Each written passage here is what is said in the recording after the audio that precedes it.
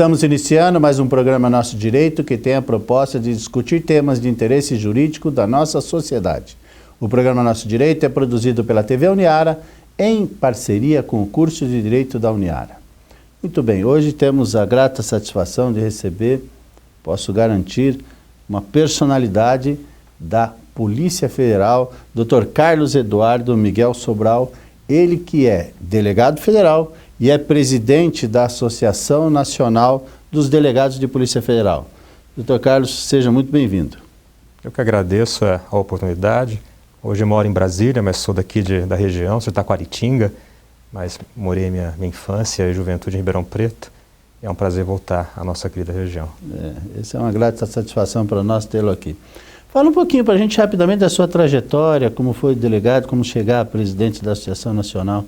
Bom, eu tenho 14 anos de Polícia Federal, tomei posse em 2003, fui lá para Rondônia, passei 3 anos em Rondônia, cuidava de uma delegacia que tratava de assuntos eleitorais, indígenas, terras públicas. Foi uma época bastante interessante do ponto de vista de ganhar experiência, conhecimento, fora do nosso dia a dia, daqui da nossa região. Então, mas nossa carreira tem essa característica de quando a gente passa num concurso, depois a gente fica na academia de polícia durante 4 meses, aprendendo técnicas policiais, tiro, uma série de conhecimento relacionado à atividade investigativa policial. E aí, depois que acaba a academia, nós temos locais para escolher, normalmente a região de fronteira, que é onde começa a nossa carreira. Eu fui para Porto Velho e passei lá então 3 anos e depois, ao término desse período, fui convidado a ir para Brasília coordenar a área de crimes cibernéticos. Foi em 2007, passei 7 anos coordenando o enfrentamento aos crimes cibernéticos pela Polícia Federal. Então foi uma época bastante diferente, é um tema muito novo, ainda nós estamos construindo uma legislação. Tive a oportunidade de participar da CPI da pedofilia no Senado Federal para melhorar o Estatuto da Criança e Adolescente. Conseguimos aprovar a legislação que mudou o artigo 241 do ECA, criminalizando uma série de condutas relacionadas ao abuso de criança e adolescente, inclusive na internet. Depois tivemos a oportunidade de trabalhar na Lei Carolina Dickmann, que trata da proteção da informação, de invasão de dispositivos, de computadores, que era uma demanda da sociedade. Hoje a informação é um ativo muito valioso, é um bem jurídico que deve ser tutelado. Então nós não tínhamos uma proteção no Código Penal, alteramos também o Código Penal para proteger a informação armazenada em dispositivo de informação, de comunicação, computador. E também participei do Marco Civil da Internet, que é uma discussão importante, que precisava regulamentar direitos e obrigações de usuários e de empresas provedoras de aplicação ou de acesso à internet. Também foram 4 anos de debates que resultou nesse conjunto de legislação. Marco Civil da Internet, Lei Carolina Dickmann e a mudança do ECA. Então foi um período bastante produtivo, bastante enriquecedor do ponto de vista pessoal e profissional. Até dezembro do ano passado eu estava coordenando a parte de TI da segurança dos Jogos Olímpicos da Rio 2016. Era o coordenador-geral substituto de TI da Secretaria Extraordinária de Grandes Eventos. E, aliado à atividade profissional, eu também passei a desenvolver uma atividade classista, porque nós entendemos que a Polícia Federal precisa de uma proteção, precisa de uma defesa institucional, num cenário que nós passamos a combater o crime organizado e a corrupção em uma escala nunca vista antes no Brasil. Passamos a atingir pessoas detentoras do poder econômico, do poder político, e é evidente que quando uma instituição se coloca como uma ameaça a grupos organizados criminosos que dependem do poder para subsistir, para a sua permanência, passa a enxergar a instituição então como algo a ser enfrentado, e nesse cenário nós optamos também, e além da atividade profissional, com a atividade classista, para defender a Polícia Federal. E em dezembro fui eleito presidente da associação, mandato de 2 anos, que se encerra no próximo dezembro. E hoje, a minha grande bandeira, a minha grande missão enquanto líder de classe é defender a autonomia da Polícia Federal, a autonomia orçamentária, administrativa e funcional, para que a gente elimine de vez qualquer risco de interferência política na atuação da Polícia Federal, que a Polícia Federal seja uma instituição efetivamente de Estado e não de governo. Nós não podemos ser conduzidos pela política partidária, e sim pelos interesses nacionais como um órgão de Estado. Isso somente será possível de uma forma consolidada e permanente com a autonomia administrativa, funcional e orçamentária. Por isso nós estamos trabalhando para alterar a Constituição, através de uma proposta de emenda à Constituição, 412, que não é de hoje, era de 2009, mas está parada na Câmara dos Deputados desde 2009. A gente começou a trabalhar a nossa grande bandeira, conseguimos que fosse apresentado um relatório favorável na CCJ da Câmara agora em agosto. Foram pedidas audiências públicas. Dia 24 de novembro deve ser realizado um grande seminário na CCJ. Eu espero que seja um seminário muito produtivo e que leve a comissão a deliberar pela admissibilidade da emenda da proposta, da PEC 412, para a gente possa continuar discutindo esse assunto no Congresso Nacional e chegue à sua promulgação da PEC para que a Polícia Federal tenha condições no futuro de continuar realizando a sua missão constitucional da forma que realiza hoje e que nos levou a ser, se não a maior, mas sempre uma das maiores, das mais respeitadas instituições republicanas do Brasil. Então é com muito orgulho que nós optamos em combater a corrupção. Foi uma decisão da instituição, combater a corrupção, combater o crime organizado. Sabemos que ele cobra um preço, o poder reage quando quando praticado de forma ilícita reage. Nós sabemos disso, por isso que nós precisamos de blindagem institucional para continuar combatendo o crime organizado e a corrupção. Então essa é a nossa grande bandeira, a nossa grande luta. Eu só tenho a cumprimentá-lo por essa atuação e todos os seus pares, porque a gente verifica a grande importância da independência da Polícia Federal. Porque se não fosse assim, a gente sabe, a gente conhece esse país, a gente já vive aqui há algum tempo, né? Já saberia que as interferências externas iriam, que na verdade não é externas, né? São as internas, porque são os próprios que estão sendo investigados, que já iriam interferir, o que já se tentou, inclusive, né? O Lula mesmo, o presidente, buscou aí, chegou a circular que ele disse à presidente Dilma que ela estava muito mole com a Secretaria da Justiça, porque estava deixando a Polícia Federal fazer o que fizesse. E, na verdade, se não fosse essa atuação... Nós estamos vivendo uma realidade no país que, por mais incrível que pareça, deveria ser o natural. Então, nós deveríamos ter essa realidade já há muito tempo, que são as instituições funcionando. A polícia investigando, o Ministério Público processando, denunciando, e o Judiciário julgando, absolvendo, condenando, a defesa participando, tendo seus recursos, seus instrumentos de defesa e concluindo o processo. Isso deveria funcionar sempre. E quando as instituições funcionam, isso causa espécie a alguns. Alguns que achavam que a impunidade era que era algo para sempre no Brasil. E nós estamos vendo que não é, não precisa ser. Evidentemente que é um processo. Existe aquela cultura que, graças a Deus, ela está já deixando de ter tanta importância que se dava, que só quem não tinha condição econômica é que acabava sendo preso. Então, a Lava Jato trouxe diferencial. Primeiro levou para a cadeia grandes empresários, detentores do poder econômico, demonstrando que aquele sistema que foi criado de funcionamento do Estado, uma relação promíscua do setor público com o setor privado, não poderia mais acontecer. Deixa eu só colocar, levou a cadeia e manteve, essa é a questão. Porque muita gente já foi levada, mas essa é que eu acho que é o grande trabalho que foi feito, que é o grande e o nosso receio é que aconteça no Brasil o que aconteceu na Itália após a Operação Mãos Limpas. Quando a gente acreditava que na Itália iria dar um salto de qualidade com um novo sistema político partidário, em razão da Operação Mãos Limpas, o que se viu lá foi um retrocesso.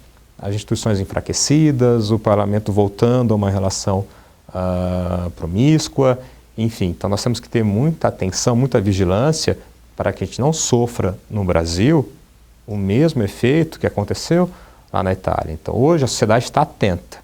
Enquanto a sociedade estiver atenta, qualquer tentativa de enfraquecimento direto das instituições será denunciado e será combatido.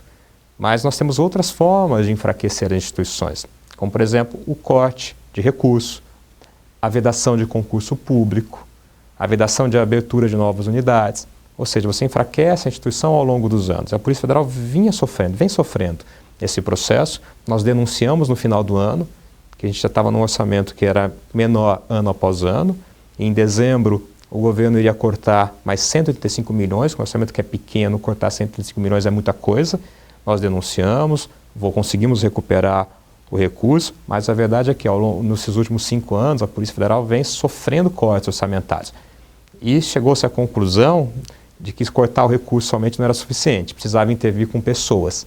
E aí houve, né, uma situação inusitada, um ministro saindo, alegando que estava sofrendo pressão política para trocar o nosso diretor-geral. Entrou-se um novo ministro, a gente conseguiu fazer um movimento muito forte, mantivemos o diretor-geral, conseguimos reverter esse cenário de interferência, mas mostrou a nossa fragilidade. Porque se não fosse esse momento de toda a sociedade atenta, poderiam ter trocado o diretor-geral, poderiam ter interferido na operação, nas operações, na Polícia Federal, ou seja, mostrou que nós estamos fortes com a sociedade, mas mostrou uma fragilidade que é quando a gente deixar de ser grande atenção, tiver outros problemas e vai acontecer, a sociedade cuidar de outros assuntos, nós podemos sofrer por causa da nossa fragilidade. Vamos para um breve intervalo, mas já retornamos.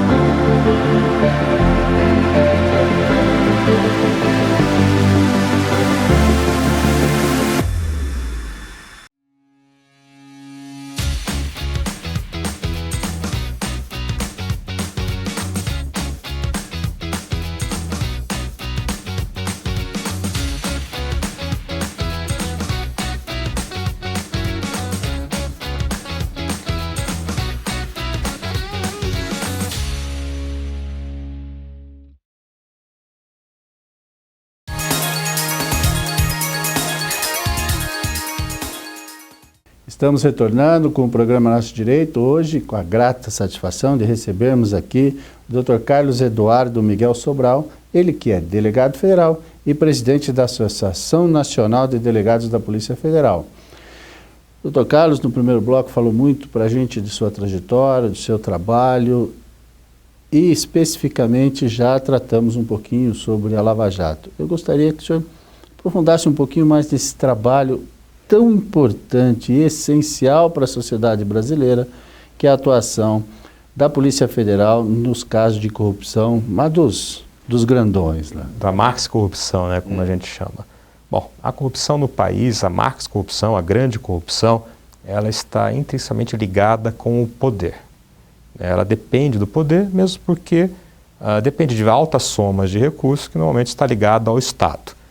Então, o que nós enxergamos no Brasil é uma relação muito viciada da forma de fazer negócio público no país. Que, na verdade, há dois lados que saem com vantagem e um que sai numa enorme desvantagem. Então, quando uma empresa faz um acordo com um agente público para desviar dinheiro para ganhar uma obra, prestar um serviço, na verdade, o dinheiro não é nem da empresa e nem do agente público.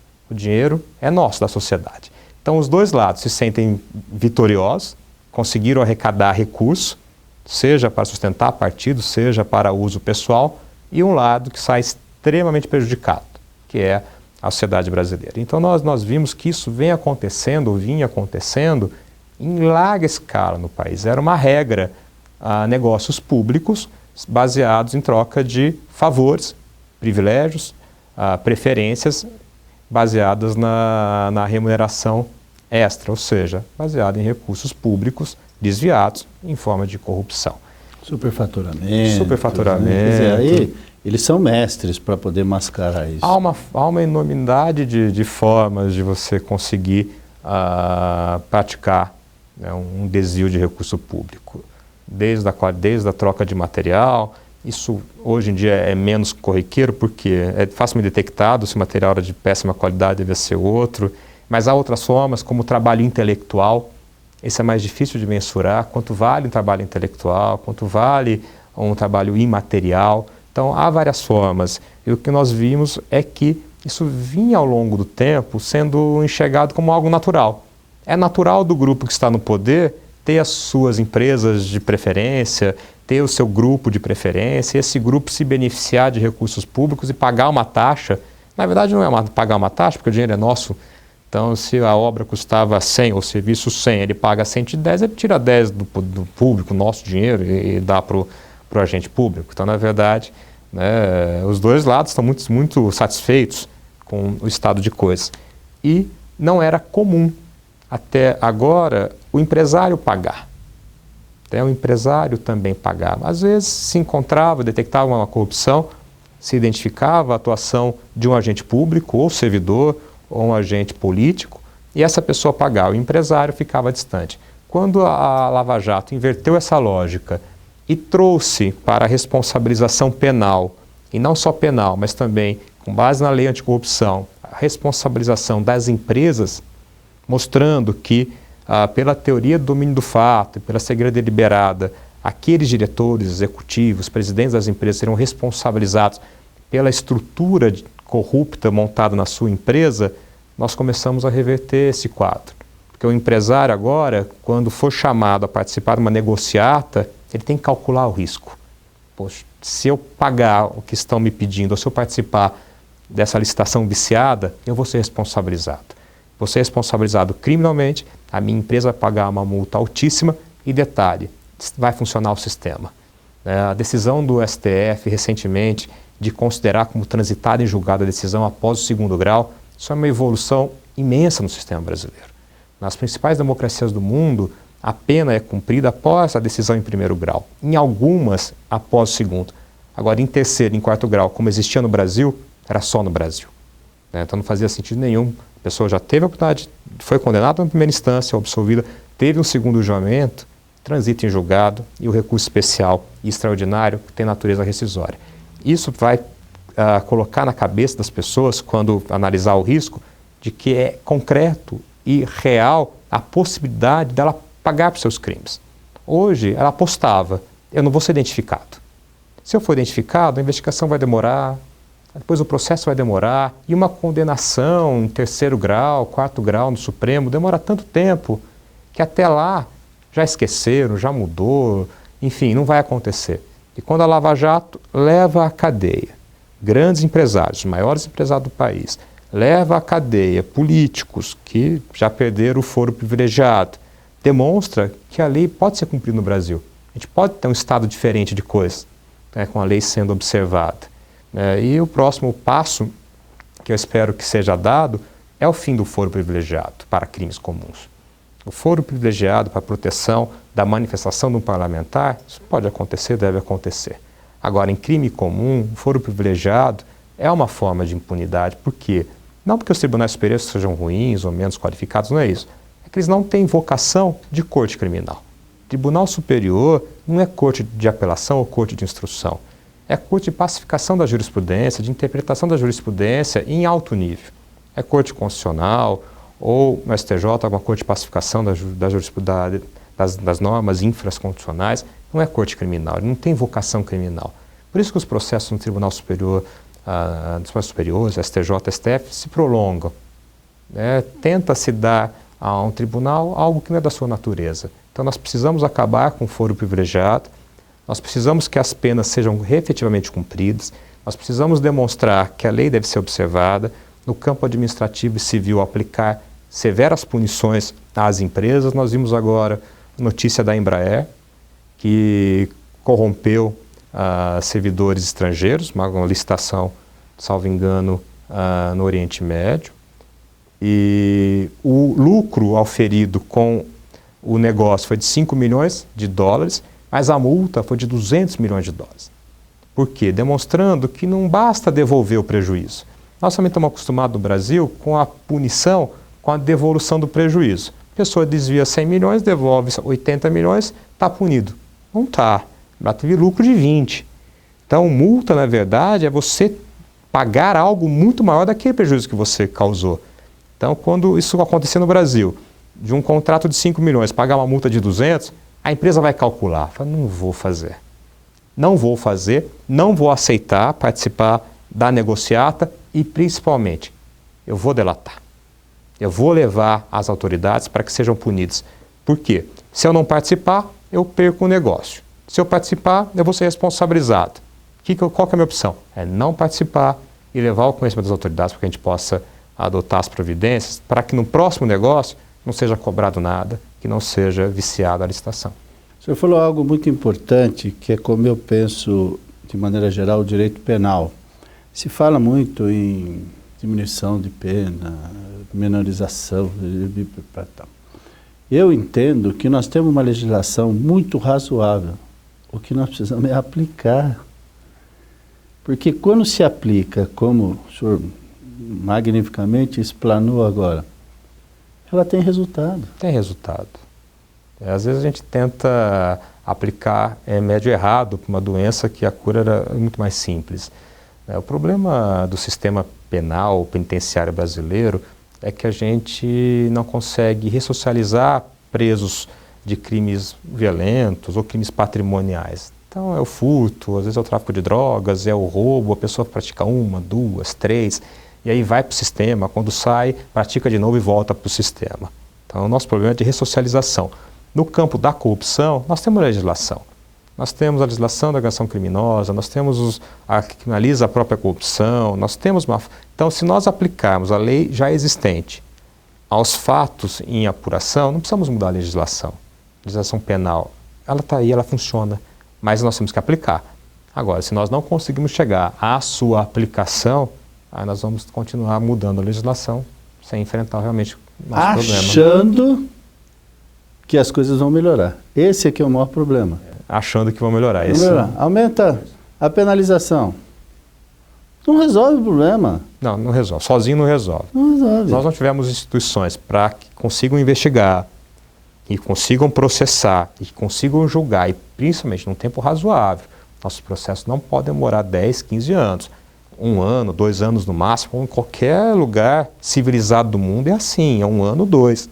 Passou disso, já ficou muito tarde. Então não há por que demorar tanto tempo para a gente conseguir começar e terminar um processo da investigação, o trânsito. Então nós temos que fazer funcionar as instituições. E depois, se chegarmos à conclusão que a legislação é falha, podemos até mudar a legislação, mas nós temos que primeiro aplicá-las, né?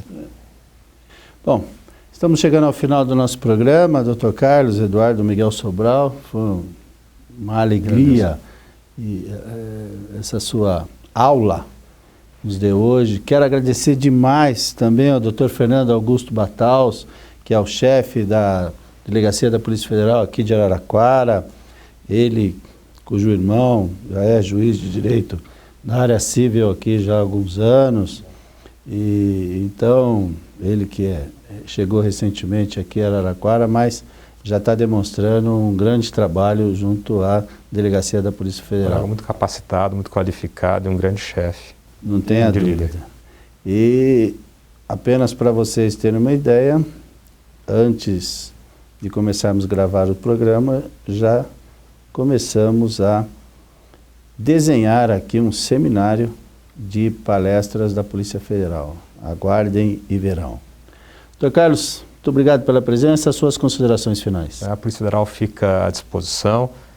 Nós gostamos muito do debate com a sociedade, é importante a relação com a sociedade e fica o convite então para nós fazermos nosso seminário sobre vários temas, crimes financeiros, crimes cibernéticos, corrupção, enfim, nós estamos às ordens da Uniara para a gente poder aprofundar nossas discussões jurídicas e melhorar, fazer um país ainda mais justo, um país ainda melhor. Muito obrigado, principalmente por ter se deslocado de Brasília aqui, mais uma vez, quero deixar o meu grande abraço ao Dr. Fernando Augusto Bataus, o chefe da Polícia Federal, da Delegacia da Polícia Federal aqui de Araraquara, que viabilizou e que nos permitiu ter o contato com o Dr. Carlos e trazê-lo aqui.